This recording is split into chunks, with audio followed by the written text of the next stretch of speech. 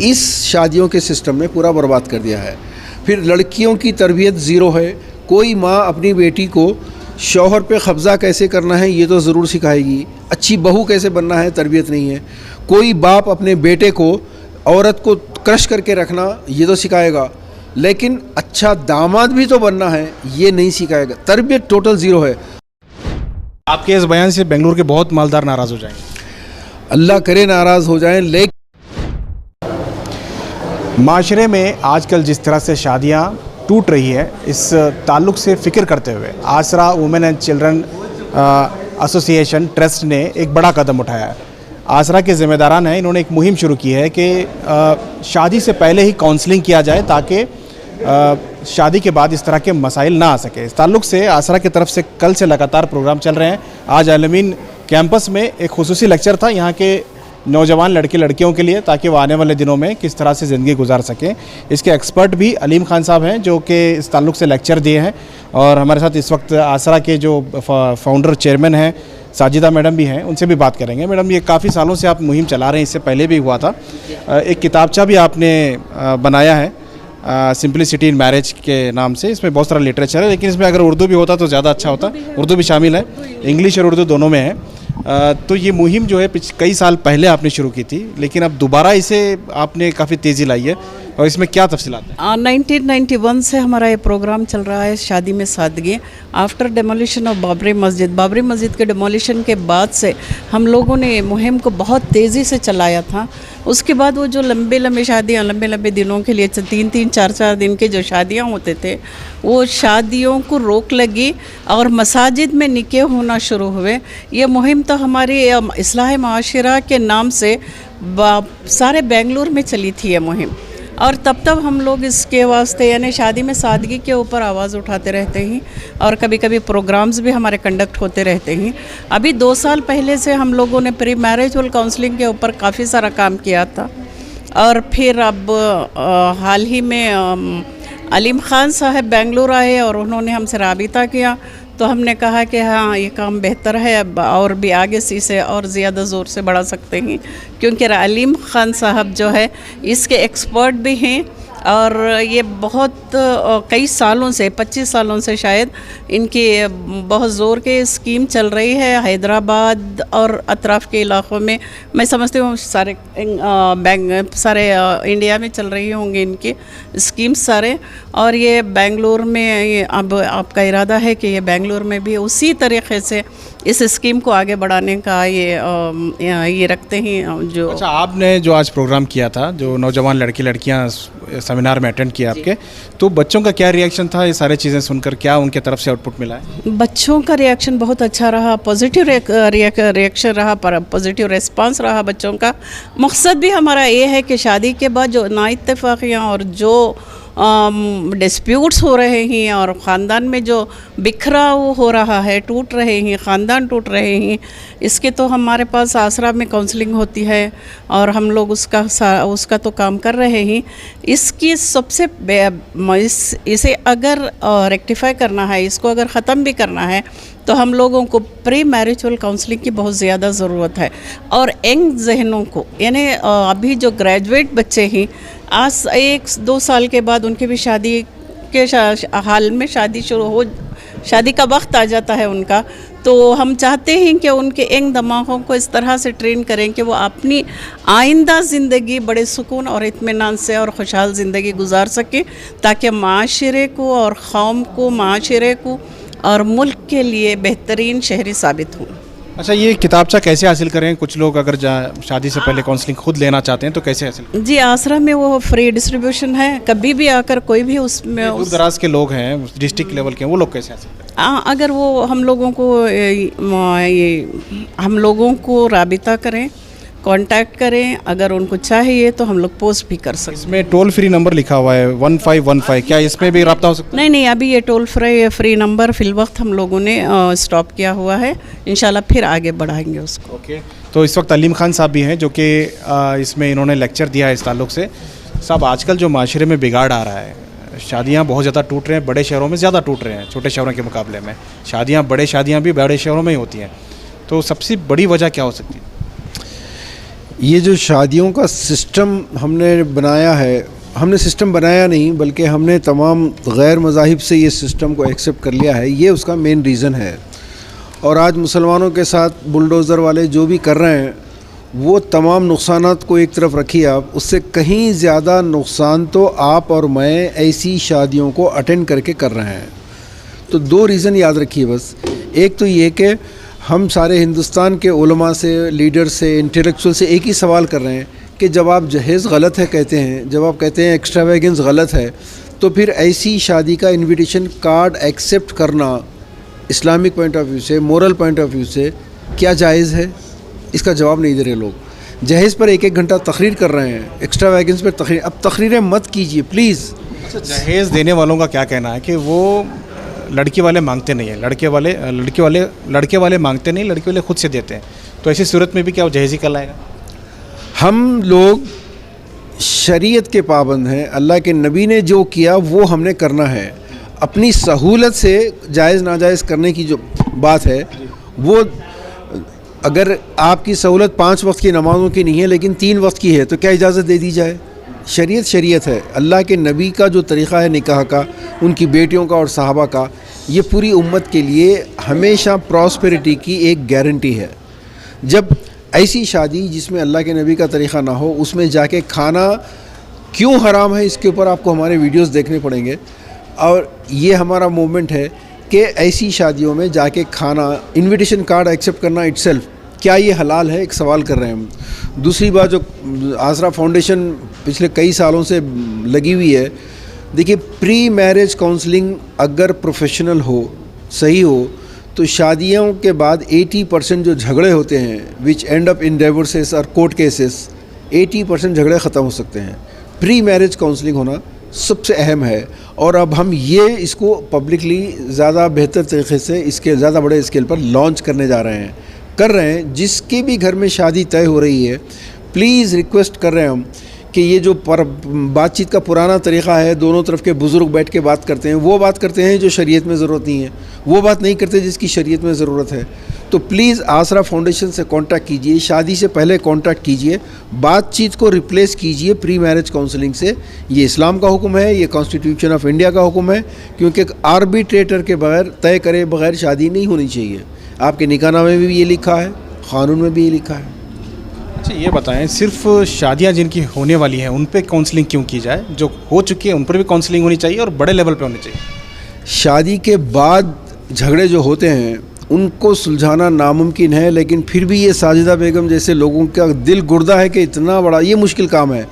लेकिन फिर एक बात बता दूं, शादी से पहले अगर ये लोग मुकम्मल शरीयत के मुताबिक शादी करें, प्री मैरिज काउंसलिंग हो, शादी के बाद कोई झगड़ा नहीं होगा इंशाल्लाह, यकीन रखिए नहीं होगा। अच्छा, आपके मुशाहिदे में जो आया है अब तक, क्या लगता है आपको कि क्या लड़कियां एडजस्ट नहीं हो पा रही हैं? क्योंकि पहले लड़कियां ज़्यादा तालीम नहीं हासिल करती थी, आजकल तालीम हासिल कर रही हैं, फिर वो क्या ससुराल में जाके एडजस्ट नहीं हो पा रही हैं अपने हिसाब से? क्या कन्विंस नहीं कर पा रही हैं उस फैमिली को?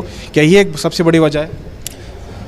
वजह नंबर 1, अल्लाह के नबी सल्लल्लाहु अलैहि वसल्लम का फरमान है, बालिग होने के बाद पहले निकाह। क्या एजुकेशन ज़रूरी है, कंटिन्यू करो, कैरियर ज़रूरी है, वो करो, लेकिन निकाह के साथ ये पॉसिबल है। लेकिन जब पेरेंट्स ने लड़कियों को कॉलेज की हवा दिखाई, फिर यूनिवर्सिटी की हवा दिखाई, फिर कैरियर जॉब्स करने की हवा दिखाई, अब वो लड़कियों के लिए मैचिंग नहीं मिलेगी। इस जहेज, अच्छा क्यों पढ़ाते हैं बच्चियों को? अच्छे घर से रिश्ते आएँ, फिर जहेज़ भी दे रहे हैं, तो इस शादियों के सिस्टम ने पूरा बर्बाद कर दिया है। फिर लड़कियों की तरबियत ज़ीरो है। कोई माँ अपनी बेटी को शौहर पे कब्ज़ा कैसे करना है ये तो ज़रूर सिखाएगी, अच्छी बहू कैसे बनना है तरबियत नहीं है। कोई बाप अपने बेटे को, औरत को क्रश करके रखना ये तो सिखाएगा, लेकिन अच्छा दामाद भी तो बनना है ये नहीं सिखाएगा। तरबियत टोटल ज़ीरो है और ये चीज़ सिर्फ काउंसलिंग से आती है। अच्छा, एक और सवाल है, बहुत सारे लोग जिनके पास माल है, पैसे वाले हैं, वो लोग चाहते हैं कि अपने बच्चों की शादी धूमधाम से करें। अब उनके पास पैसा है, वो क्या करेंगे? वो मिनिमम तो खर्च करना चाहते हैं, वो चाहते हैं कि शादी अच्छे थोड़े से बेहतरीन अंदाज में हो।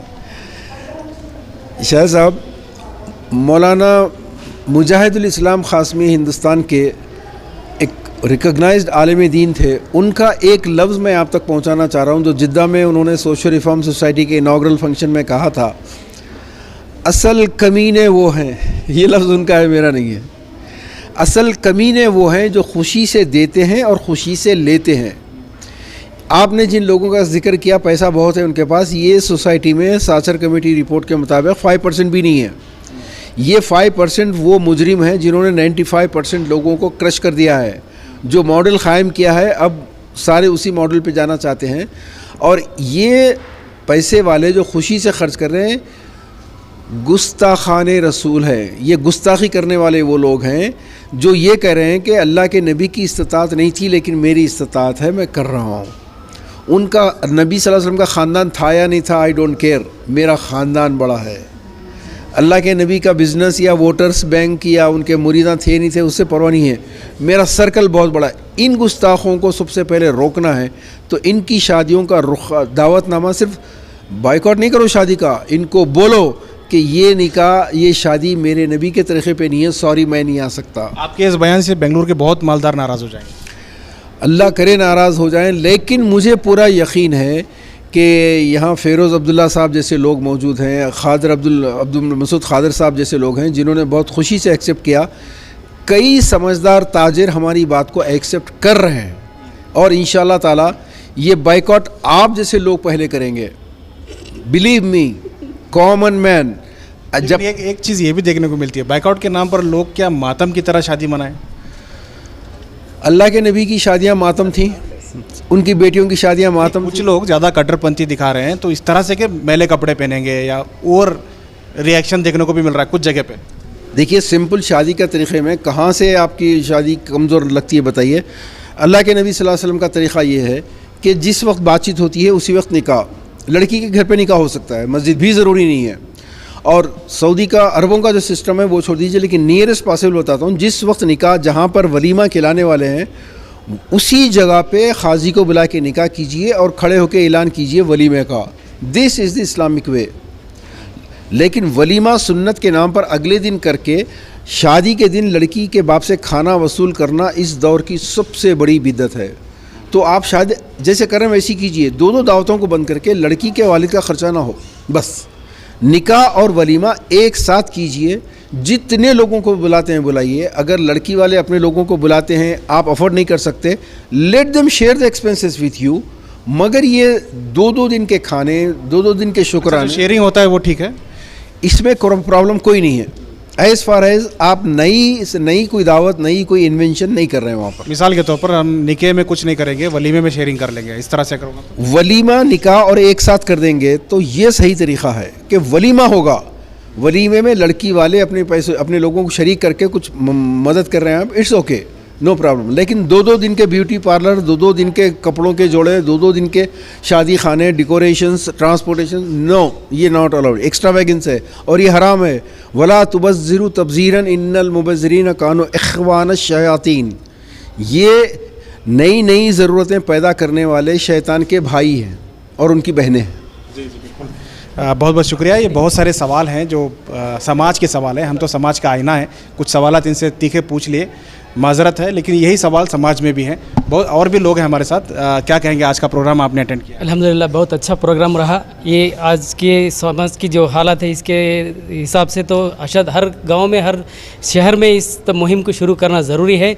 इसीलिए मैं हिरियूर से हूँ, मैं फल्की साहब के साथ बहुत सालों से जुड़कर हूँ। इंशाल्लाह इस मुहिम के लिए हम पूरी तरह से तैयार हैं। आजकल तो उलमा भी खर्च करने पे पीछे नहीं हट रहे हैं, उलमा तो बहुत दबा के खर्च कर रहे हैं। ये सब माशरे का एक सिस्टम बन चुका है। हम सब माशरे के जो सिस्टम के ग़ुलाम बन चुके हैं। इस जो कुछ भी बिगड़ा हुआ सिस्टम है, ये सिस्टम को बदलना ही एक नई मुहिम का काम है, बस इतना ही। बिल्कुल। इसमें उलमा हो या तमाम लोगों, सबको साथ देने की ज़रूरत है। आज जो अलमीन कैंपस में जो प्रोग्राम हुआ है, अलमीन के प्रिंसिपल हमारे साथ हैं, वाइस प्रिंसिपल हैं सब। आप चूँकि इस पूरे प्रोग्राम को भी अटेंड किया और बच्चों के साथ जुड़े रहते हैं, क्या मैसेज देंगे? देखिए, ये प्रोग्राम की अशद ज़रूरत है। ये स्टूडेंट्स को जो इन्होंने टारगेट किया है, ये सही टारगेट है। ये बच्चों को यहीं से अगर इनको इस बात की आगाही हो जाए कि सादगी से शादी की जाए, जहेज़ को रोका जाए, देने या लेने से भी। ऐसा है कि लड़की के बाप क्या बोलते हैं, बड़ी बेटी को दिए थे, छोटी बेटी को भी देना है, ऐसा करना है, बल्कि वो खुद ही से भी देते हैं, वो भी रोकना है, उसको भी रोकना है, वो भी नहीं होना चाहिए।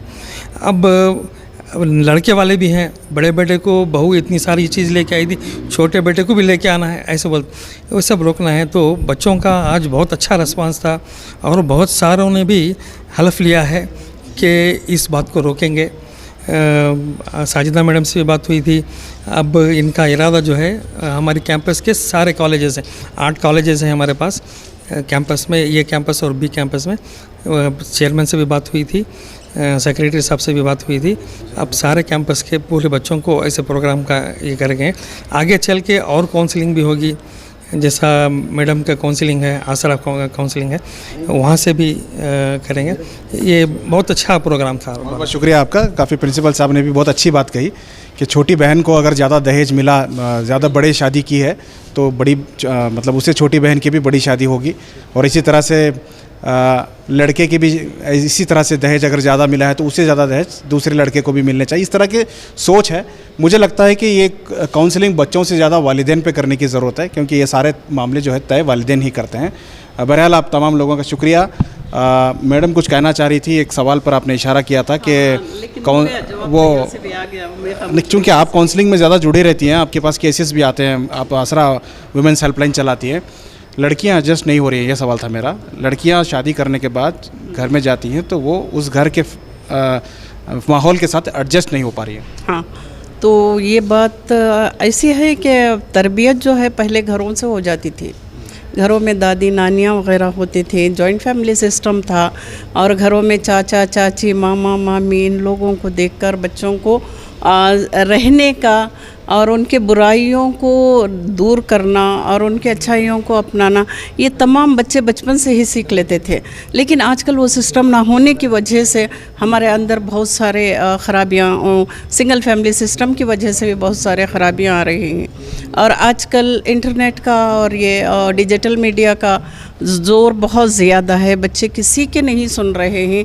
तो एटलीस्ट इस तरह के कैंप्स वगैरह करने के बाद बच्चों के अंदर कुछ शऊर आ जाए। ये हमारी मेहनत है, लगन है, इंशाअल्लाह हम लोग इसे और भी आगे बढ़ाने की कोशिश करेंगे। बहुत शुक्रिया मैडम, आपने काफ़ी वक्त दिया।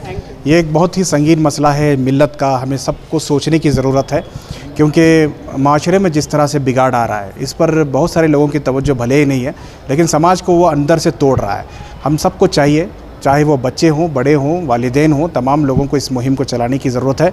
मुहिम के मतलब इतना कट्टरपंथी भी ना हो कि शादी मातम लगने लगे, लेकिन शरीयत के हिसाब से शादी हो, उसमें खुशी भी हो, और पूरे जो रसूमात हैं वो भी इस्लाम से, इस्लामी तालीमात से जुड़े रहें, ताकि आने वाले दिनों में एक अच्छा माशरा, एक अच्छी कौम बनकर उभर सके।